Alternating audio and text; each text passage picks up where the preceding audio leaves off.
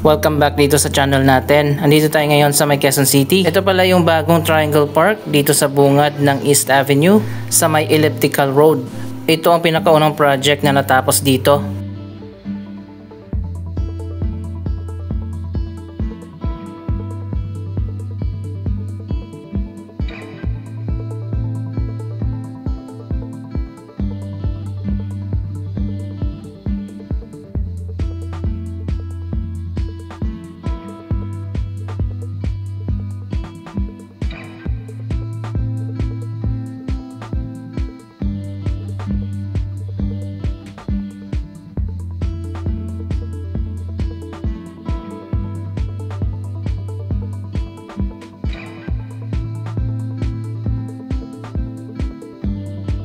Maganda na nga dito, mayroon ng bagong walking park.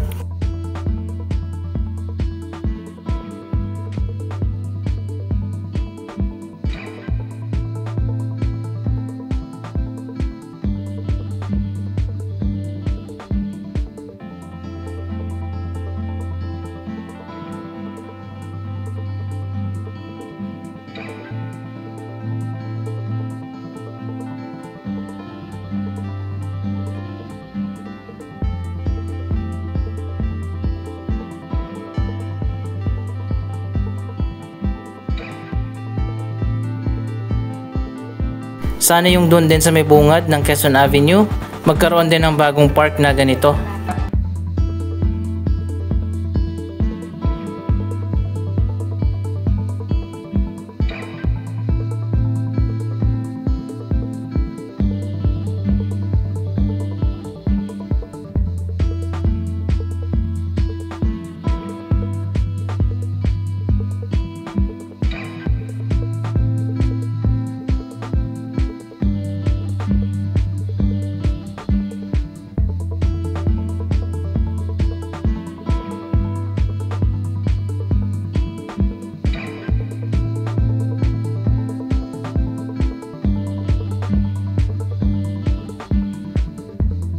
Anyway guys, kaya pala tayo nandito sa ngayon dahil nabalitan nga natin na natapos na nga ang isa pang project dito sa may Elliptical Road, ang Quezon City Elevated Landscape Promenade.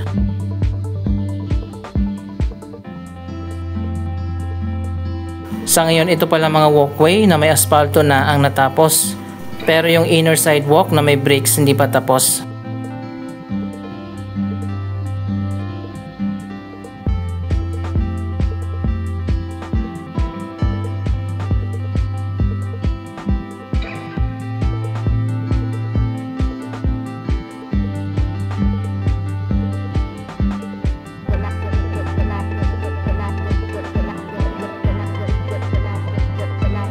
Andito na nga tayo sa Quezon City Elevated Landscape Promenade. Tinanggal na pala yung harang dito sa may hagdanan dahil tapos na nga ang project na ito.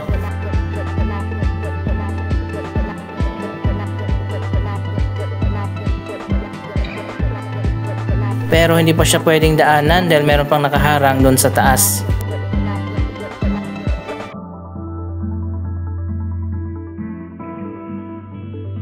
Ito ang bagong footbridge o tawiran papasok dyan sa Quezon City Memorial Circle. Kapag galing ka ng North Avenue o Quezon Avenue, wala kang madadaanan papasok dyan sa circle. Doon lang sa tapat ng City Hall at sa may Philcoa, merong underpass. Kaya naman ngayon, finally, meron ng daanan papasok dyan sa circle at hindi mo na kailangan pang pumunta doon sa may City Hall. Ito na nga ang elevated walkway. Magiging daanan din ito ng mga commuters na sasakay ng MRT-7.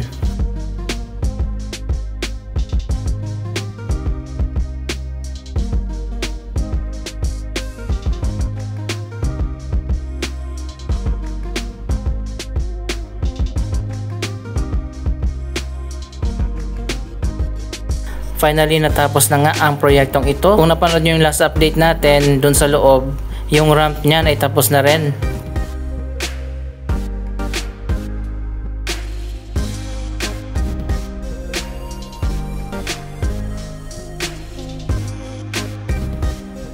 So dahil nandito na rin naman tayo, pwede naman siguro nating silipin kung anong itsura dyan sa taas.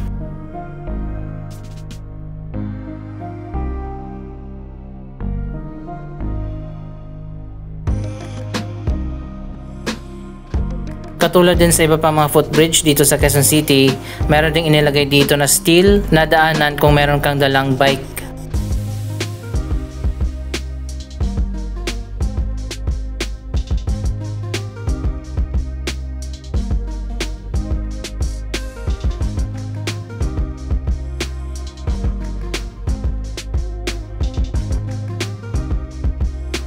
Oh, bakit may foam dito?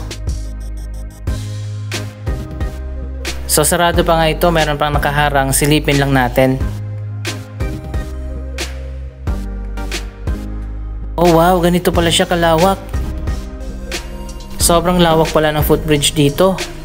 At hindi lang pala ito footbridge dahil magkakaroon nga ng elevated promenade dito sa taas. Ayun, makikita nyo naman, hindi lang siya basta footbridge. Meron pang ilalagay dyan na mga halaman, mga pailaw at marami pang iba. So ayun guys, siguro sa mga susunod na buwan, bubuksan na rin ang bagong footbridge dito sa Quezon City Circle. Abangan natin ang grand opening niyan, ipapakita ko sa inyo.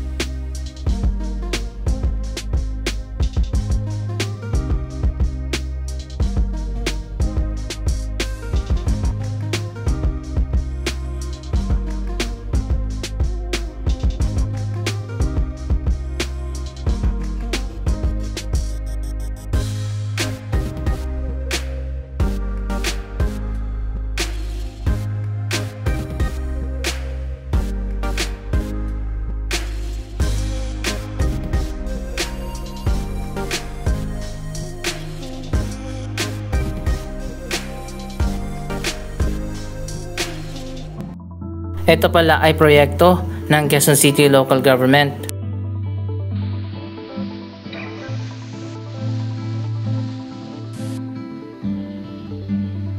Ina-anticipate na nila marami ang dadaan dito kapag nagbukas na ang MRT-7.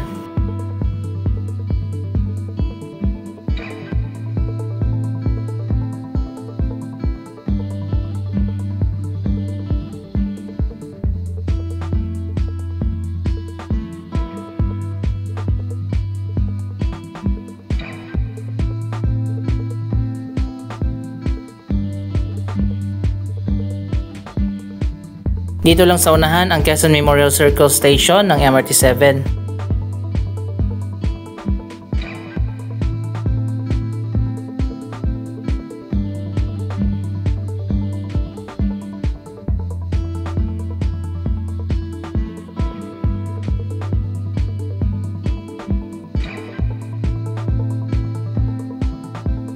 Ayan guys, ito na ngayon ang latest na progress sa bagong station dyan sa loob ng circle.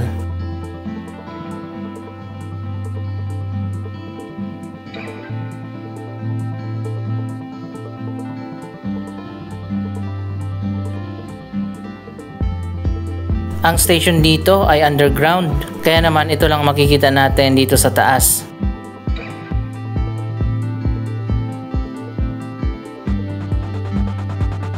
May mga entrance exit na rin na naitayo na.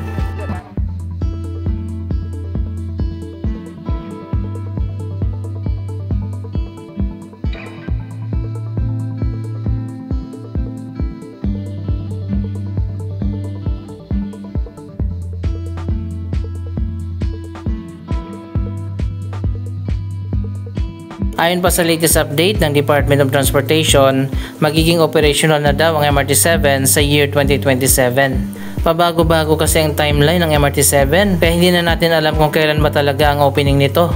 To see is to believe na lang talaga. Ayan, makikita natin nakalagay Station 2 ang Quezon City Memorial Circle Station.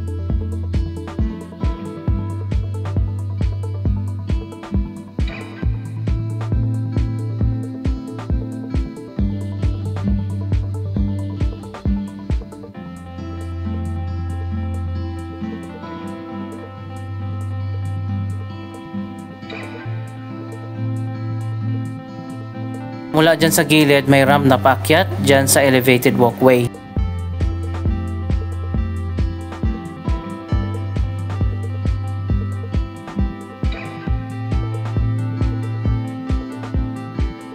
Dito rin pala sa harap mismo ng Quezon City Hall, inaayos na rin yung mga kalsada.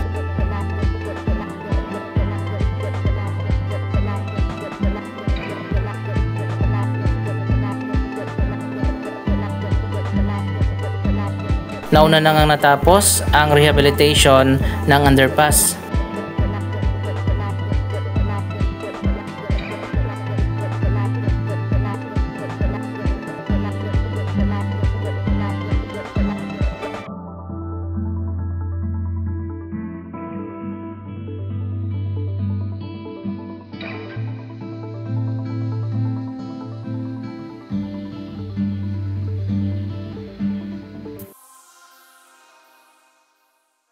Ganito rin ang design ng canopy na ginagawa doon sa Philcoa Underpass.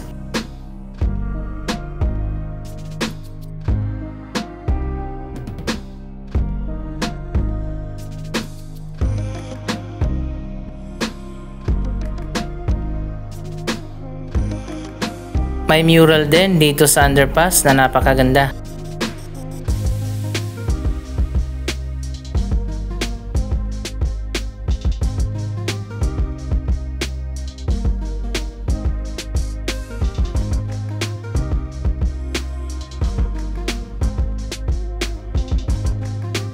Ongoing pa sa ngayon ang major renovation doon sa Philcoa Underpass. Puntahan na lang natin yon kapag natapos na.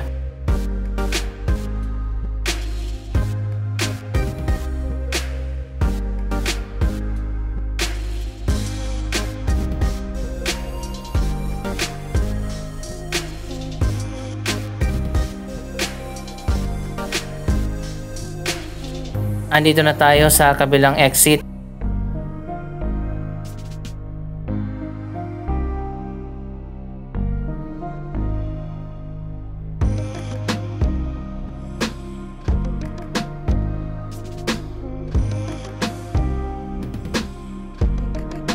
Ang mga bagong CR naman dito sa loob ng circle tapos na rin.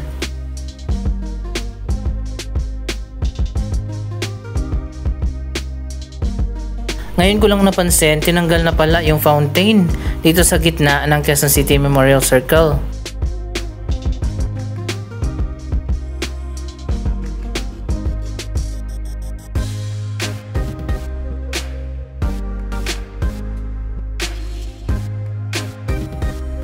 So ngayon, pwede na talaga na gawin itong events place.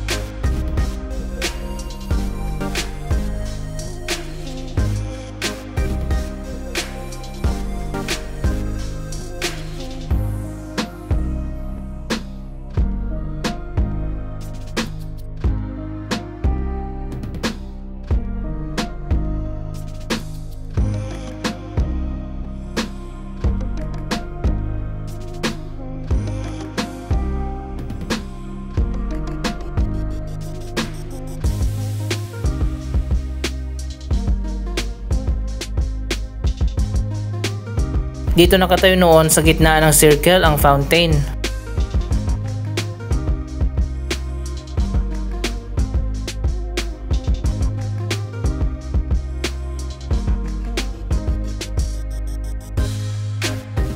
Ngayon pwede na talaga mag-concert dito, maluwag na.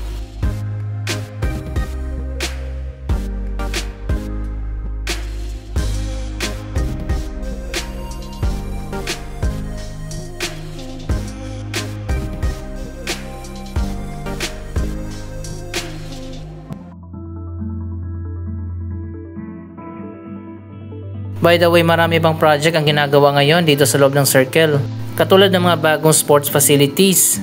May bagong skate park, basketball court, volleyball court, at tennis court.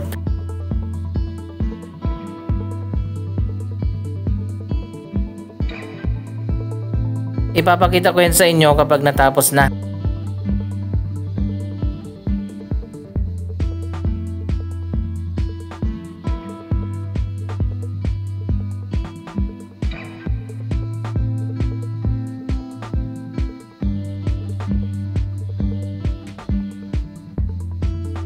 Anong masasabi nyo sa iba't ibang mga projects na ginagawa ngayon dito sa Quezon City? Mag-comment lamang dyan sa baba ng inyong mga reaksyon. Maraming salamat sa inyong panonood. Huwag kalimutan na i-share ang video ito at mag-subscribe para sa daily updates. Thank you for watching.